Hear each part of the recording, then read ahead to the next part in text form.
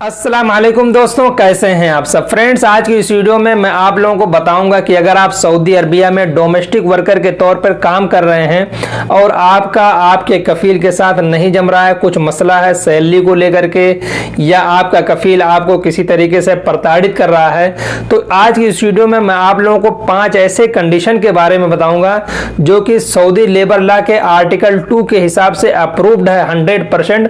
मैं हवा में बात नहीं कर रहा हूं। अगर वो 5 कंडीशन में से किसी भी एक कंडीशन को अगर आप फुलफिल करोगे तो इंशाल्लाह आपका कफाला बहुत ही आसानी से हो जाएगा। आपको पुराने कफील से परमिशन लेने की जरूरत नहीं पड़ेगी। बहुत सारे लोग डरते हैं कि हम तो घरेलू कामकाज में हैं, जैसे हाउस ड्राइवर, आमिल मंजिली, मजरा लेबर या खद्दामा के काम में हैं, तो हमारा कफाला हो ही नहीं सकता बगैर हमारे कफील के इजाजत के। लेकिन आज की इस वीडियो में मैं आप लोगों को वो कंडीशन बताऊंगा जिससे आपका कफाला इंशाल्लाह 100% होगा। आपको डरने की जरूरत नहीं है। तो इससे पहले मैं कंडीशन के बारे में पूरी डिटेल के साथ बात करूं, एक छोटी सी रिक्वेस्ट करूंगा कि प्लीज आप वीडियो को अभी से लाइक कर दें। आपका लाइक तो बनता है क्योंकि आप लोगों के लिए मैं इतनी अच्छी इंफॉर्मेशन लेकर के आया हूं। और अगर आप इसी तरह की यूजफुल वीडियो को देखना भी चाहते हैं फ्यूचर में, तो प्लीज चैनल को भी सब्सक्राइब कर लें। तो यहां पर मैं कंडीशन की बात कर लेता हूं। सबसे पहले 5 कंडीशन मैं 1 बाय 1 आपको बता दूंगा। फिर उसमें में से फ्रेंड्स 2 ऐसी कंडीशन है जिसको अगर आप फुलफिल करोगे तो आपका कफाला बगैर कफील के इजाजत के 100% हो जाएगा। इसमें कोई दो राय नहीं होगी और मैं वो तरीका भी बताऊंगा। और उसके बाद में जो 3 कंडीशन है, अगर आप उसमें में से उस कैटेगरी में अगर आप आएंगे तो उसके लिए आपको कोर्ट के अप्रूवल की जरूरत पड़ेगी। ठीक है, तो सबसे पहली कंडीशन क्या है कि आप अगर सऊदी अरबिया में आते हैं, 90 दिन कंप्लीट हो जाता है, आपका इकामा आपका कफील नहीं बनाता है, तो इस कंडीशन में आपका कफाला हो सकता है। उसके बाद की जो कंडीशन है कि अगर आपका इकामा एक्सपायर हो गया है और 30 दिन से ज्यादा हो गए हैं, तब इस कंडीशन में भी आपका कफाला आसानी से हो सकता है। इसके बाद में जो तीसरी कंडीशन है वो ये है कि अगर आपका कफील आपको सैलरी नहीं देता है बराबर, इस तरीके से 3 महीने अगर कंप्लीट हो जाते हैं, तो इस कंडीशन में भी आप कफाला ले सकते हैं।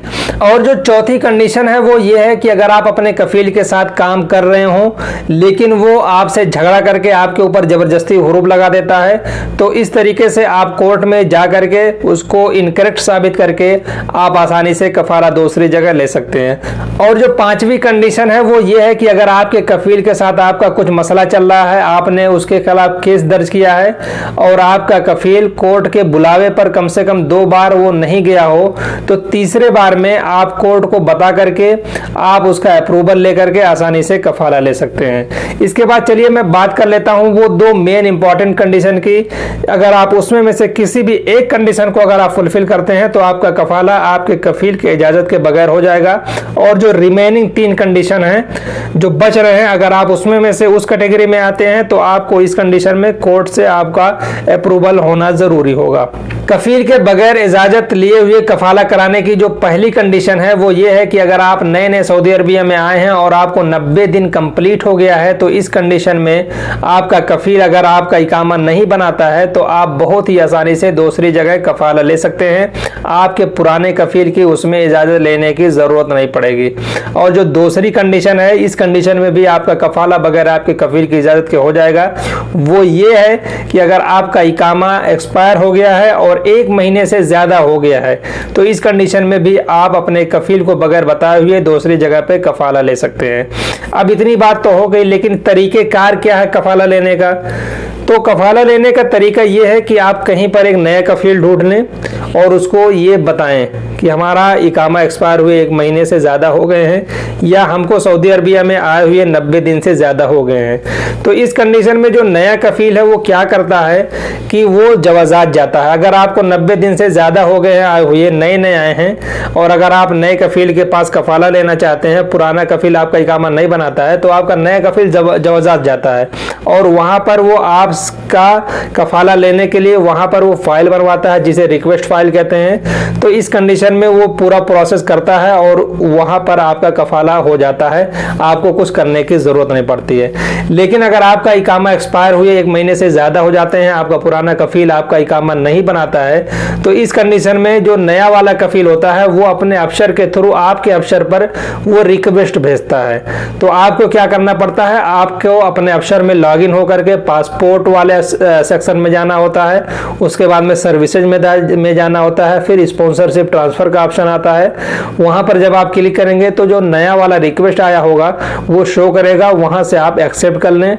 जब आप एक्सेप्ट कर लेंगे तो आपका कफाला नए कफील के पास हो जाएगा। इस कंडीशन में आपको अपने पुराने कफील से इजाजत लेने की जरूरत नहीं पड़ेगी। इसके बाद में जो मैंने 3 और कंडीशन बताई हैं, इस कंडीशन में से अगर आप कोई भी कंडीशन फुलफिल करते हैं तो आपको कोर्ट जाने पड़ेगा, कोर्ट की इजाजत लेने की जरूरत पड़ेगी। तो उम्मीद करता हूं कि जो डोमेस्टिक वर्कर से रिलेटेड जो ट्रांसफर का रूल है आपको समझ में आ गया होगा। अगर आपको किसी तरह का डाउट है तो आप हमारे इंस्टाग्राम पर या यूट्यूब पर ही कमेंट करके हमसे पूछ सकते हैं। तो इंशाल्लाह फिर मिलते हैं एक नई वीडियो में नए अपडेट के साथ। तब तक के लिए अपना ख्याल रखें, दुआओं में याद रखें। शुक्रिया, जज़ाकल्लाह खैर। चैनल को सब्सक्राइब करना